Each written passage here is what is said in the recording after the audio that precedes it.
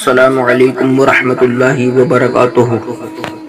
ناظرین و سامعین اکرام، جیسے کہ آپ سنتے ہیں کچھ غیر مقلد، کچھ دیوبندی، جتنے بھی گمراہ فرقے ہیں وہ یزید کو جنتی ثابت کرنے کے لیے ایک قسطنطنیہ والی حدیث پیش کرتے ہیں۔ آج ہم ان لوگوں کے باطل عقیدے کا اور باطل استدلال کا پوسٹ مارٹم کرنے جا رہے ہیں کہ یزید اس لشکر میں شامل ہی نہیں تھا جس لشکر کی بشارت میرے آقا علیہ الصلوۃ والسلام نے جنت کی دی تھی۔ تو شروع کرتے ہیں ہم۔ یزید اور قسطنطنیہ، اردو اور عربک میں قسطنطنیہ کہا جاتا ہے اور آج اس کو استنبول کے نام سے جانا جاتا ہے، جو کہ ترکی کی ایک فیمس سٹی ہے۔ آج سے 1450 سال پہلے کرسچن رومن بازنطین امپائرز کی بہت پاورفل حکومت تھی، جس میں ہمس، گریس، ترکی، میکڈونیا، لیبیا، فلسطین، جارڈن، کچھ عرب کے شہر بھی ان کے قبضے میں تھے۔ نبی کریم صلی اللہ تعالی علیہ وسلم نے فرمایا، جب سب سے پہلا لشکر میری امت کا جو کیسر کے شہر پر حملہ کرے گا اس کی مغفرت ہوگی۔ ریفرنس صحیح بخاری حدیث نمبر 2924۔ حضرت محمود بن عربی انصاری رضی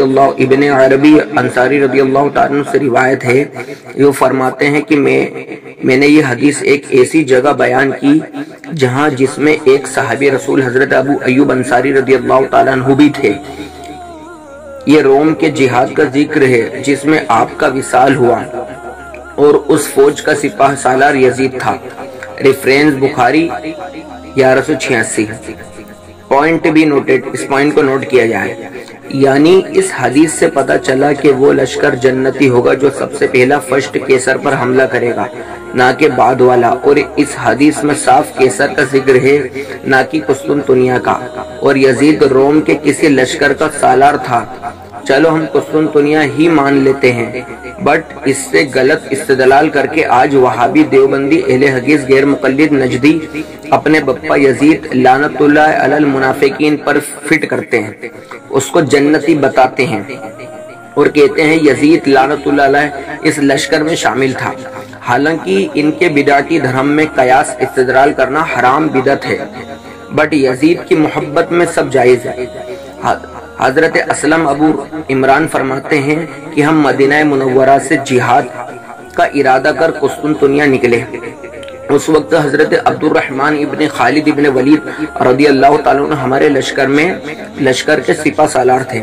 وہاں حضرت ابو ایوب انصاری رضی اللہ تعالیٰ عنہ نے ہمیں قرآن کی آیت سورہ بقرہ آیت نمبر 2 آیت کے معنی سمجھایا۔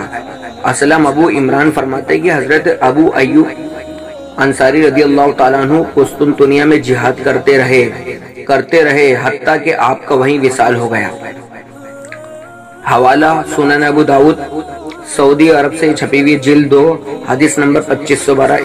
حضرت امام بدر الدین العینی متوفی 855 ہجری لکھتے ہیں کہ جنگ قسطنطنیہ میں دیگر صحابہ کرام بھی تھے، اور وہیں 52 ہجری میں حضرت ابو ایوب انصاری رضی اللہ تعالیٰ عنہ کا وصال ہوا۔ حوالہ عمدۃ القاری شرح صحیح بخاری جلد 14 پیج نمبر 151۔ حضرت امام قسطلانی المتوفی 923 ہجری لکھتے ہیں کہ اور 52 ہجری کے حضرت ابو ایوب انصاری رضی اللہ تعالیٰ عنہ قسطنطنیہ میں وصال فرمایا۔ ارشاد ساری شرح صحیح البخاری جلد 5 پیج نمبر 146 مطبوعہ مصر سے چھپی ہوئی۔ امپورٹنٹ پوائنٹ اس میں یہ ہے، پتہ چلا قسطنطنیہ پر جہاد کا سپاہ سالار حضرت سیدنا عبد الرحمن ابن خالد بن ولید رضی اللہ تعالیٰ عنہ تھے، جن کا وصال 46 ہجری کو شام میں ہوا، اور ان کے ساتھ اس لشکر میں حضرت ابو ایوب انصاری رضی اللہ تعالیٰ عنہ بھی شامل رہے، یعنی معلوم ہوا جس لشکر میں آپ شامل ہو کر جہاد کر رہے تھے وہ پہلا لشکر ہوا، اور جس لشکر میں ان کا وصال ہوا وہ پہلا لشکر ہو نہیں سکتا بلکہ وہ آخری لشکر تھا۔ یعنی کئی لشکر کے ساتھ آپ نے قسطنطنیہ میں جہاد کیا، یہاں تک کہ بعد والے کسی لشکر میں وصال ہوا جس کا سپاہ سالار یزید تھا۔ ضبط ہوگا یہ اسکین پیج آپ دیکھ سکتے ہیں سنن ابو داؤد کا۔ یزید قسطنطنیہ کے پہلے لشکر میں شامل نہیں تھا۔ وہابی نجدوں کے امام ابن کثیر اپنی کتاب البدایہ والنہایہ کی جلد 8 صفحہ نمبر 19 میں لکھتے ہیں، یہ آپ کے سامنے اسکین موجود ہے، لکھتے ہیں کہ 44 ہجری اس سال میں حضرت عبد الرحمن بن خالد بن ولید رضی اللہ تعالیٰ عنہ نے بلاد روم قسطنطنیہ کے ساتھ جنگ کی اور مسلمان بھی آپ کے ساتھ تھے۔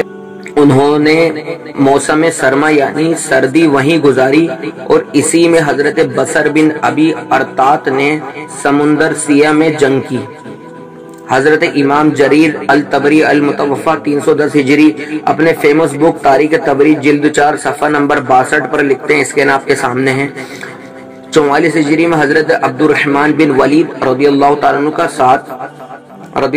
کے ساتھ مسلمان بلاد روم میں داخل ہوئے اور سردیوں کا موسم وہیں گزرا اور حضرت بصر بن ارطات نے دریائے سیہ میں جنگ کی۔ پھر فرماتے ہیں کہ 45 ہجری اس سال حضرت عبد الرحمن بن خالد رضی اللہ تعالیٰ عنہ کیسر روم میں سردیاں گزاری۔ ریفرنس تاریخ طبری جلد 4 پیج نمبر 212۔ وہابیوں اہل حدیثوں دیوبندیوں کا بہت بڑا حافظ علامہ ابن کثیر لکھتا ہے کہ یزید لعنت اللہ علیہ نے 49 ہجری میں قسطنطنیہ کی جنگ میں شرکت کی۔ البدایہ والنہایہ جلد 8 صفحہ نمبر 31۔ حضرت بدر الدین عینی المتوفہ 855 ہجری لکھتے ہیں، صحیح یہ ہے کہ یزید 52 ہجری کے غزوہ قسطنطنیہ میں شریک تھا۔ ریفرنس عمدۃ القاری شرح صحیح البخاری جلد 6 پیج نمبر 94۔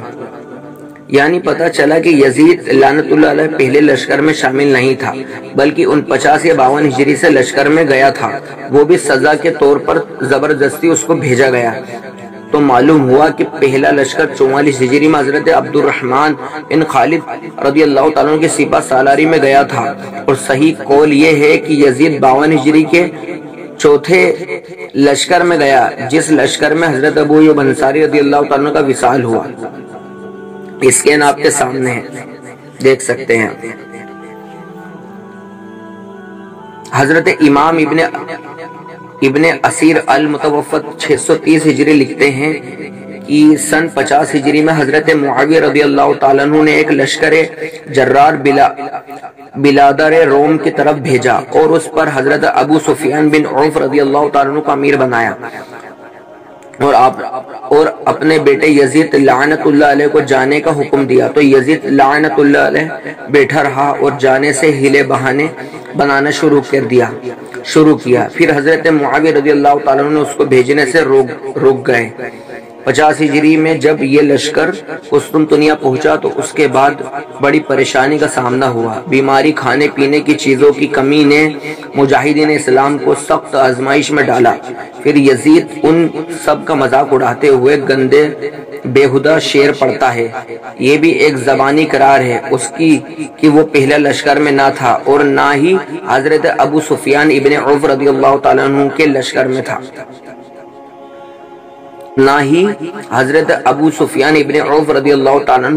میں تھا، بلکہ وہ تو کہیں اور تھا۔ خود یزید کی ناپاک زبان سے سن لیں، اس جنگ میں لوگوں کو بھوک پیاس اور سخت بیماری کی خبر یزید کو پہنچی تو وہ خوش ہو کر یہ شعر پڑھ رہا تھا۔ کیا شعر تھے وہ؟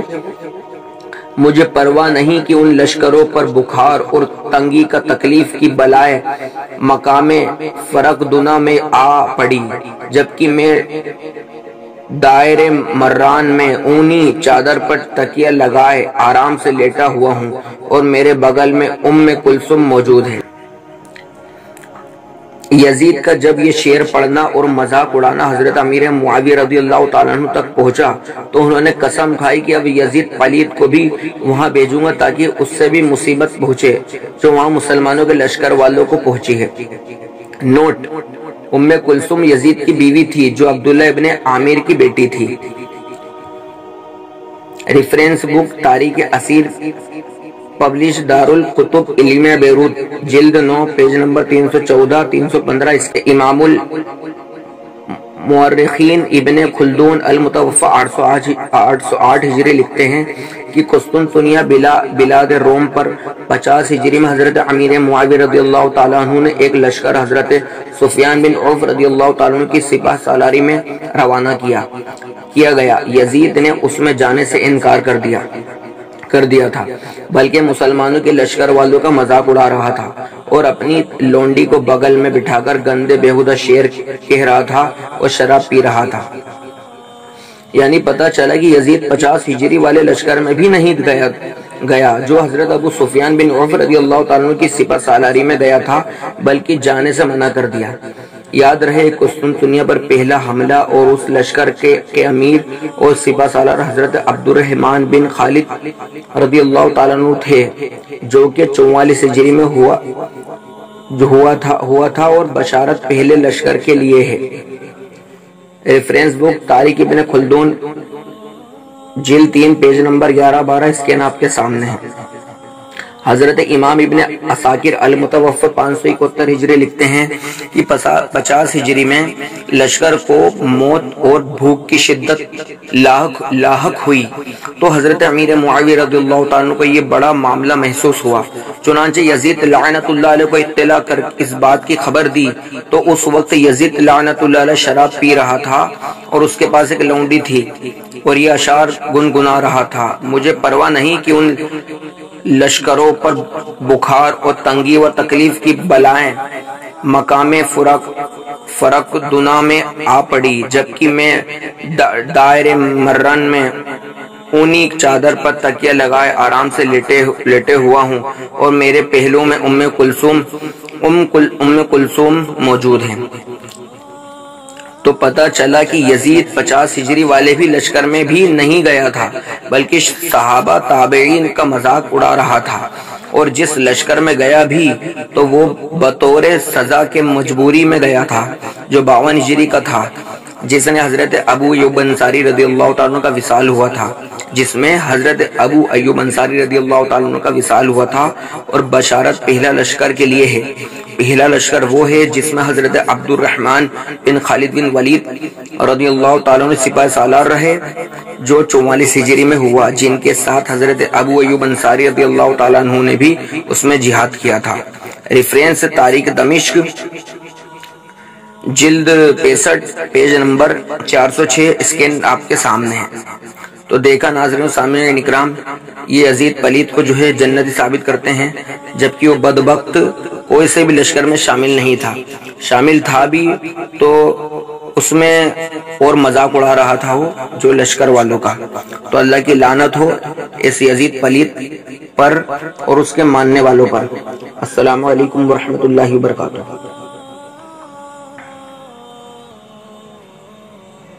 کی قسم، دنیا کے جھوٹوں میں سے بہت بڑا جھوٹ کربلا کی یہ کہانی ہے۔ تم کون ہو بھیا؟ تم کون ہو یار؟ 1400 سال کے اندر کس نے ایسی بات کری جو تم کر رہا ہو؟ 1400 سال کے اندر کون سے امام نے یزید لعنت اللہ علی المنافقین کی دفاع میں کسی نے کتاب لکھی ہو؟ بدعت تو تم نے ایجاد کری نا، اور چیلنج الٹا اہل سنت کو کر رہا ہو۔